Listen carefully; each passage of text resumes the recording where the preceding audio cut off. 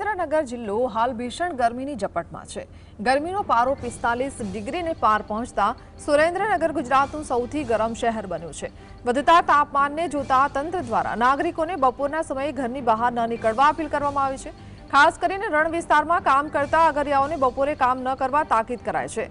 ગરમીથી રાહત મેળવવા લોકો ઠંડા પીણા અને છાશનો સહારો લઈ રહ્યા છે। મહાનગરપાલિકા દ્વારા શહેરી વિસ્તારોમાં ગરમીનું જોર ઘટાડતા પાણીનો છંટકાવ અને મંડપ નાખવાની કામગીરી શરૂ કરવામાં આવી છે। આ આકરી ગરમીના કારણે જનજીવનની સાથે પશુ પક્ષીઓ પણ ખરાબ રીતે પ્રભાવિત થયા છે। ગુજરાત રાજ્યનું સૌથી ગરમ શહેર હાલ સુરેન્દ્રનગર બન્યું છે। સુરેન્દ્રનગરનું તાપમાન છે તે 45 ડિગ્રી નજીક પહોંચી ગયું છે। ત્યારે હીટ વેવની પરિસ્થિતિમાં તંત્ર દ્વારા પણ હીટ વેવથી બચવા માટે અપીલ કરવામાં આવી રહી છે। આ શહેરના મધ્યમાં છીએ ત્યારે અહીંના લોકો સાથે સીધી વાત કરશું। ખાસ કરીને ગરમીનું પ્રમાણ સતત વધતું જઈ રહ્યું છે। 45 ડિગ્રીને પહાડ છે, કેવી પરિસ્થિતિ છે અને હાલમાં કેવી વ્યવસ્થા તંત્ર દ્વારા કરવામાં આવી છે ગરમીથી બચવા?